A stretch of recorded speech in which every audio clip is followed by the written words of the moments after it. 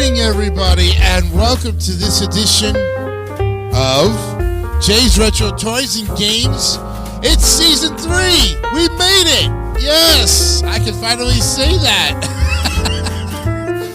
Welcome aboard to episode 63, and all this week, we have a special tribute going on because not only is it the 40th anniversary of Masters of the Universe, we're going to look at He-Man, She-Ra, everything Masters of the Universe, because they celebrate 40 years tomorrow for the first TV show.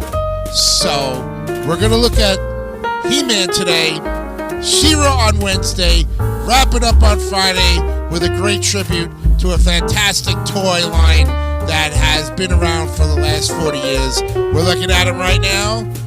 And today it's He-Man. So without further ado, let's go ahead with the first show of Season 3, today, September 4th, 2023.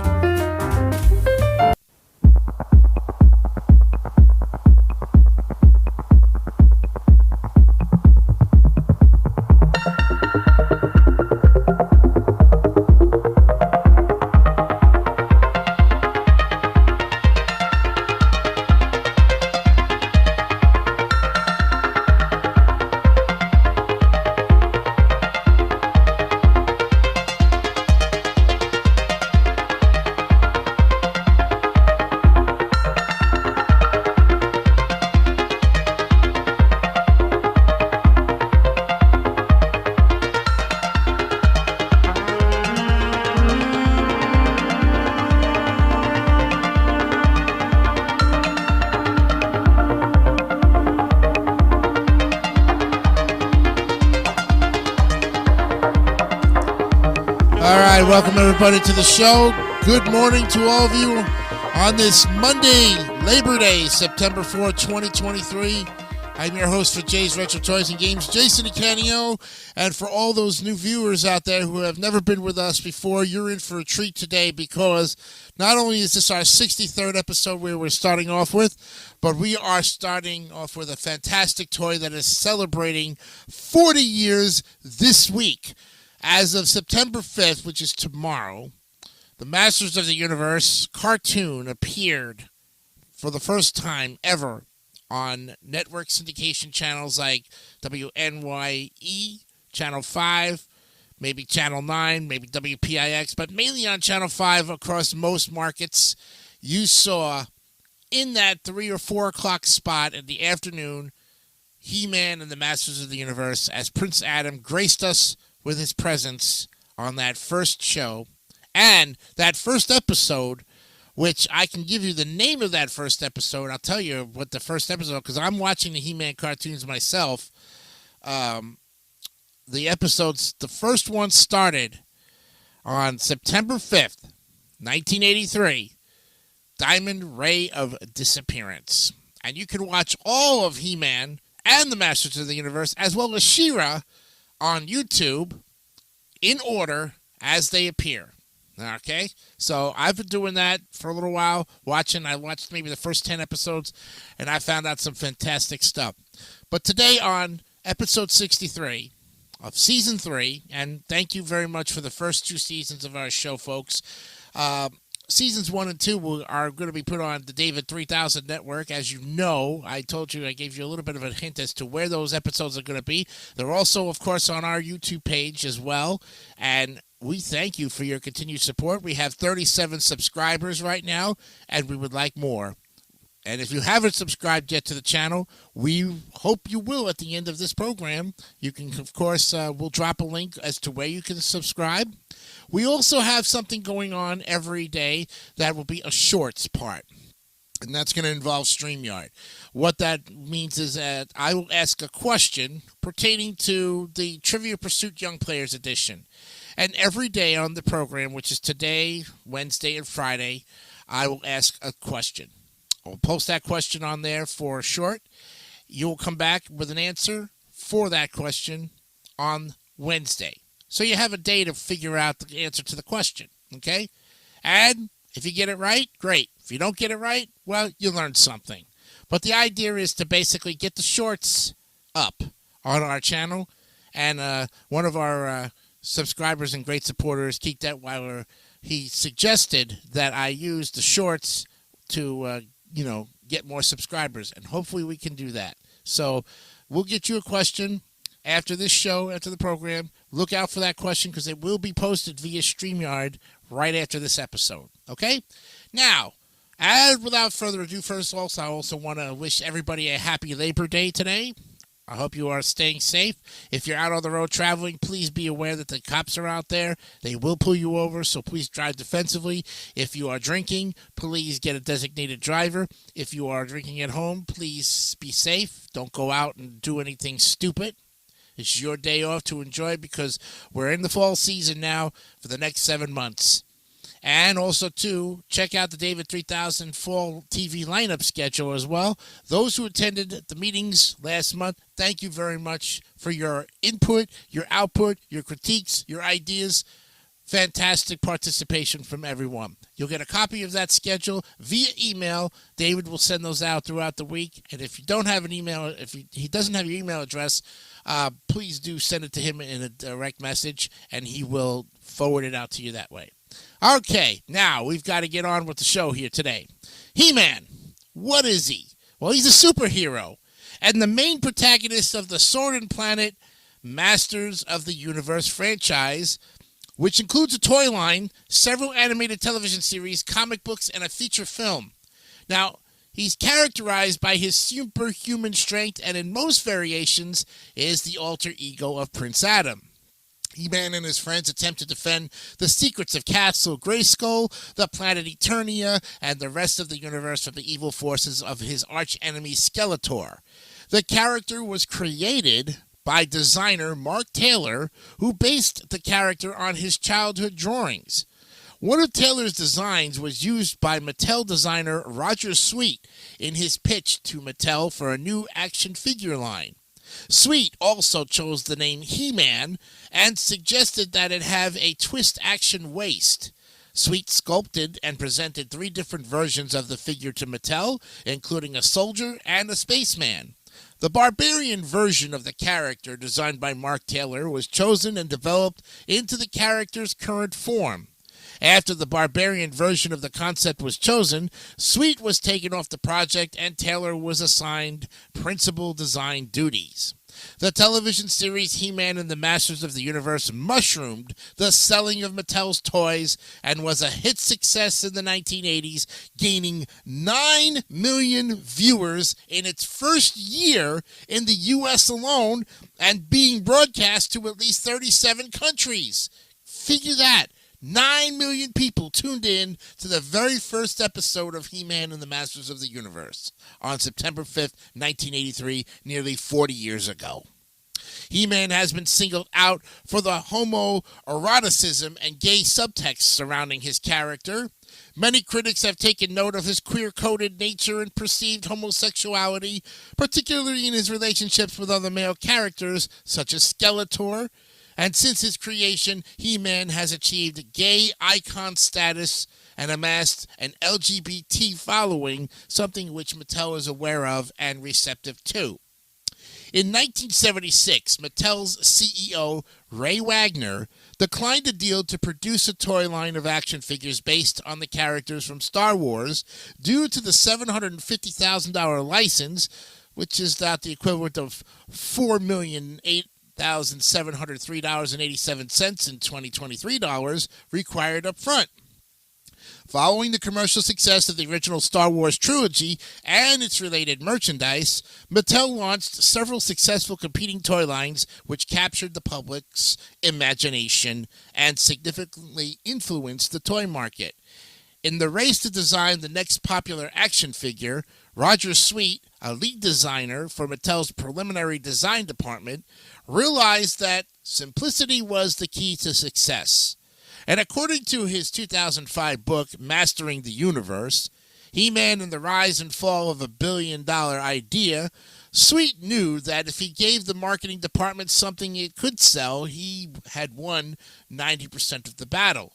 Sweet stated that to sell this to Wagner, he glued a Big Jim figure, another Mattel toy line, into a battle action pose, added clay to its body, and had plaster casts made. Now, these 3 prototypes would later go on to become He-Man. Furthermore, to sell this toy, Sweet stated that as powerful of a figure, it could be applied into any context because the character had the generic name of He-Man. Now, we all know He-Man was in the comics. It was in the illustrated books released within the first series of the toys. We all know about what he is. He's a barbarian from the Eternian tribe. It's kind of a different storyline than what we looked at. We're going to mainly be focusing on the television series, which is what we want to get into right now. So, in more than a few comic book and animated series, He-Man's and She-Ra's origins have been revised. His true identity was Prince Adam of Eternia, son of King Randor and Queen Marlena, an Earthling, who gave birth to twins Prince Adam/He-Man and Princess Adora, She-Ra. Adora was abducted by the evil Horde, led by Hordak, and ruled the kingdom of Eternia on the planet of the same name. The sorceress of Castle Grayskull endowed Prince Adam with the power to transform into He-Man, which he did by raising his power sword and proclaiming, "By the power of Grayskull." And once the transformation was complete, he would continue, "I have the power." And the differences between Prince Adam and He-Man were minimal. He-Man had a slightly deeper voice, a different wardrobe, and slightly darker skin and hair. Prince Adam's pet was a cowardly green tiger named Cringer. When Adam became He-Man, he transformed Cringer into a brave armored green tiger named Battle Cat by pointing his sword at him, an ability Adam discovered accidentally during one of his transformations into He-Man. Cringer cowered in fear at seeing what Adam had become. While reassuring him that nothing had really changed, Adam pointed the sword of power at Cringer, which sent a bolt of energy toward the tiger and transferred him. Battle Cat served as He-Man's steed and fierce fighting companion ever since. In a couple of versions of He-Man, he can use his sword to change into different versions of He-Man depending on the types of battles he is in, and he can also use his sword to give friends, allies, as seen in Revelation and the new CGI version of Masters of the Universe, and animals besides Cringer, power and enhanced abilities. Adam was friendly with Teela, who, unbeknownst to her, was the daughter of the sorceress and was adopted by Prince Adam's mentor, Duncan/Man-at-Arms. Adam and Teela grew up together, and now, as captain of the guard, she was entrusted to protect him. Unaware of his identity as He-Man, she saw Adam as lazy and cowardly, an act he keeps up to prevent people from discovering his secret identity. Man-at-Arms was He-Man's closest companion and the Eternian royal family's innovator of technology and weapons.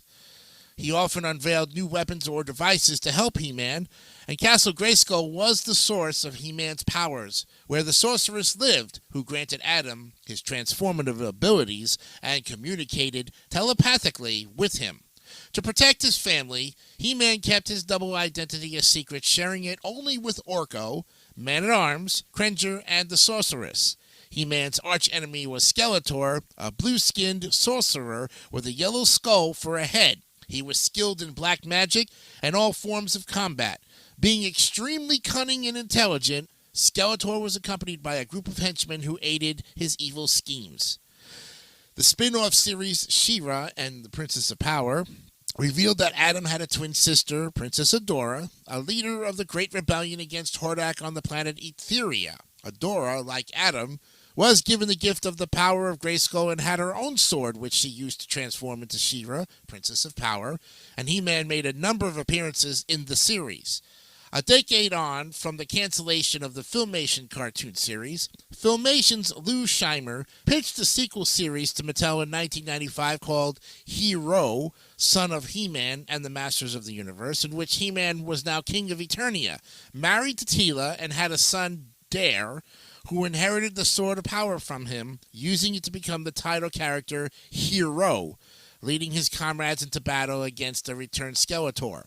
The show was ultimately not picked up, although its premise has been embraced by fans as official canon and influenced the bios for the characters in the Masters of the Universe Classics toy line.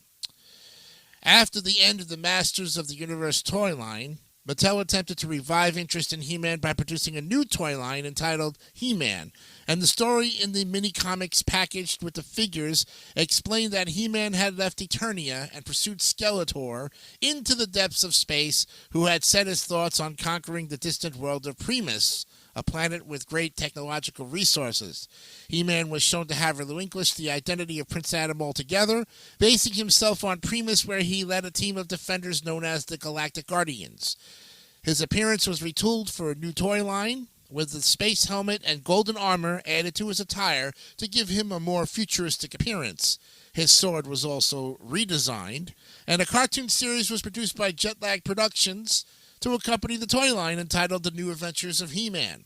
Although generally following the storyline from the mini-comics, this series maintained the double identity of Prince Adam and He-Man. And on the planet Primus, Prince Adam posed as a traveling merchant and the nephew of Master Seberon to disguise his secret identity. His transformation oath was altered slightly to become by the power of Eternia. So, goes on with the evolution. You have the He-Man and She-Ra, The Secret of the Sword, and that basically launched the She-Ra series. The first 5 episodes were The Secret of the Sword. So that also is an hour and 30-minute long presentation you can also see on YouTube as well. The merchandise, this action figure were the classics. That was in 2008. They brought the classics back in 2008, which was great because they were trying to, of course, give the anniversary editions, and they had biographies, and also launching that series of the toy line just, well, as you realize it, and I don't have to continually emphasize it, it did wonders because toy sales started off slow. But once the series came out in 83, the rest is history. So, He-Man was characterized as possessing super speed, heightened agility, superhuman strength, increased stamina, and endurance. The extent of his strength was unknown, but on one occasion he was able to hoist Castle Grayskull and throw it in an interdimensional portal. He's also demonstrated his strength by lifting mountains and icebergs and hurling them toward a desired target. On one occasion, he welded a broken metal chain together simply by pushing the links together. In the episode She-Demon of Phantos, he was shown to be the only person to break photonium, claimed by Man-at-Arms to be the strongest metal in the universe. In the comics, he was shown as being able to go one-on-one with pre-Crisis Superman.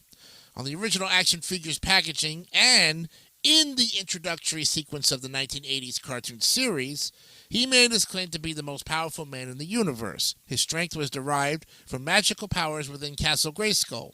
In the episode of the original series Eternal Darkness, he was shown pushing a moon of Eternia into a specific orbit and then later returning it to its original position by hand. He can remain as He-Man for as long as he wants, but if he takes too much damage or uses too much raw force, he will revert to his original form of Adam. In the 2002 series, He-Man is shown enduring the brunt of at least 2 large explosions, which he survives, but reverts to Adam in the process, suggesting that even He-Man has a limit as to how much abuse he can endure before his superhuman strength and stamina are exhausted. For He-Man to change back to Prince Adam, he holds out his power sword and says, "Let the power return," and then He-Man and Battle-Cat would change back into Prince Adam and Cringer. In the 2002 series, He-Man was shown enduring the brunt of the Ramstone of Zalasia, or Zalasia, a gem whose mystic force could pierce any barrier or topple any obstruction. He survived, but reverted to Adam in the process. In combat against the snake god Serpos, He-Man was struck by the giant's snake tail and sent crashing into a mountain. When he fell to the ground, he was again in Adam's form, and this suggested that there was a limit to He-Man's strength and stamina. He-Man's prowess is not limited to strength. He is also depicted as being extremely quick and acrobatic. His speed has been demonstrated by running fast enough to escape massive explosions and moving his arms fast enough to counteract the winds of a tornado. He is also shown leaping great heights, usually flipping through the air several times before landing safely on his feet. It is also suggested that He-Man possesses some form of telepathic powers as well. And there were several instances in the original TV series where He-Man was able to communicate and sense the presence of the sorceress by telepathy. It was also shown that he has the ability to communicate with his sister She-Ra across great distances as well. He-Man as a character is largely non-violent, only resorting to combat as a last resort. He used his intellect more often, preferring to outsmart his adversaries. Most violent actions typically consisted of body throws. In accordance with broadcast standards of the period, in the Filmation cartoon, He-Man could not use his sword as an offensive weapon or punch or kick anyone. He was only allowed to destroy robotic enemies. The 1987 film and 2002 series, however, showed him fighting more aggressively. He was depicted as a leader, most noticeably in the film adaptation, where he is referred to as the leader of the resistance. Skeletor intended to force him into submission rather than killing him, fearing that doing the latter would turn He-Man into a martyr who would inspire others to fight. He-Man's primary weapon is his sword, but he also used other weapons such as a laser gun in the film and the mini-comics, a battle axe, a shield, and other equipment, including vehicles, while battling his foes. His sword, apparently indestructible, could deflect bolts of energy. His sister Adora's sword of protection was not entirely indestructible. The stone in the hilt was once damaged, preventing her from transforming. In addition, the sword gave him the ability to transform from Prince Adam into He-Man and back by utilizing the powers of Castle Grayskull. He also used his sword to transform Cringer into Battle Cat. In the earliest versions of the story, for example, the first 4 mini-comics, He-Man's primary weapon was an axe, because the sword was intended to serve as a plot device that would only be used in order to gain entry into Castle Grayskull. The breastplate on his power harness was made of an Eternian mineral, choroidite, which helped add to his physical strength. The origin of the power harness was explained in the episode Evil Lynn's Plot, written by Paul Dini. Now, there was very much portrayals of He-Man. John Irwin was the man who voiced He-Man from 1985 and in also 2005. He was the original voice. There was Jack Wadsworth in 87. Dolph Lundgren, Drago, he was He-Man in the movie. Doug Parker was the voice in 1990. Gary Chalk, Cam Clark, David A.K., Chris Wood, and Yuri Lowenthal. And Alan Oppenheimer also did. There was also additional voices. Alan Oppenheimer, as you know, is Skeletor, by the way. So, He-Man also has a lot of LGBT analysis. David Chokolepke argues that Prince Adam's appearance, such as his pink spandex clothing, conforms to gay stereotypes, while NPR said the character's appearance adds to the show's gay subtext because He-Man's outfit resembles those of leather subculture, and including a bondage harness, which in the 1980s was considered to be homoerotic imagery. Attention has also been paid to Adam's transformation into He-Man, though his fabulous powers and phallic sword. The character's double life has also been noted as queer subtext. According to Badius, Adam's need to hide his true identity as He-Man is one of the show's key queer aspects.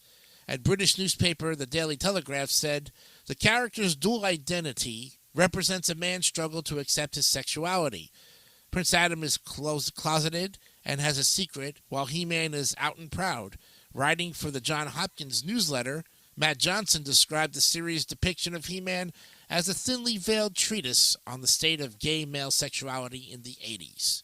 Adam B. Vary said the original cartoon series contains gay subtext, which the live-action movie Masters of the Universe turns into explicit text, portraying a tragic, unrequited romance between He-Man and Skeletor, singling out Skeletor's warped obsession with He-Man and He-Man never showing an interest in women. He-Man's relationship with Man-at-Arms has also been acknowledged as being homoerotic. While all of this seems like, coming across from the critics, Mattel and the insiders, according to Mark Morse, Mattel's director of global marketing from 2008 to 2017, by 2018 when a Laughing Prince Adam action figure was released, The question of He-Man's sexuality and whether a future installment in the franchise should have him be openly gay had not been discussed. In an interview with Gay Lifestyle online magazine Queerty, Robert David and Tim Sheridan, who work on the Masters of the Universe Revelation, discussed the character's homoeroticism and gay fan base.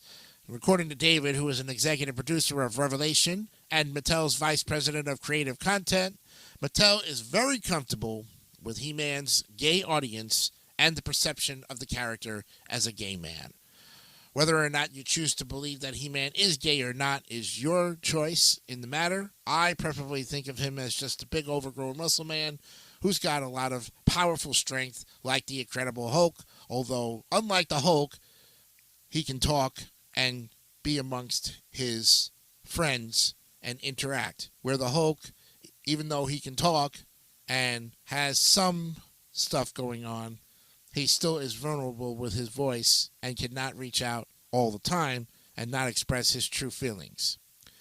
What you think of He-Man from this point on is that here is a 40-year-old character that is still with us today, still loved by kids whose kids are growing up now, and by us who grew up with the program and the toy line, collecting and understanding what He-Man brought to the franchise in the toys and games industry. I'd like to thank Mark Taylor and also, Roger Sweet for the design of the original He-Man. Thank you for your untiring work with all of what you put into to create this character and make it a well-known character that out-surpassed almost every toy line there. Remember, folks, 9 million people viewed that first episode of He-Man back 40 years ago on tomorrow's date. Very interesting facts. And a very interesting first show for us. And that concludes He-Man today on episode 63 of the Masters of the Universe week. Wednesday on episode 64, we're going to look at He-Man's twin sister, She-Ra, and her battles with the Horde, Hordak, and to save Etheria from the destruction. That's all coming up on episode 64 of our great show here on Jay's Retro Toys and Games. Season 3 has kicked off once again, and I'm happy to be back with you for another great 7 months as we look forward to looking at some other interesting toys and games, including we'll be looking at the console wars coming up later on in the season. So stay tuned for that. And by that I mean Atari, Nintendo, Sega, all of the retro games, the cartridges, the games themselves. We're going to look at in-depth versions of it. So much to look at.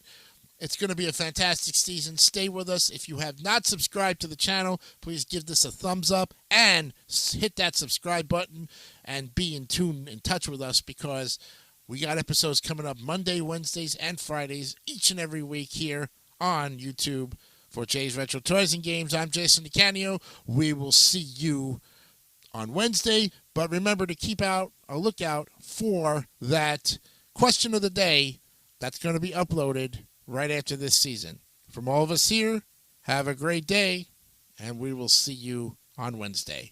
Bye for now.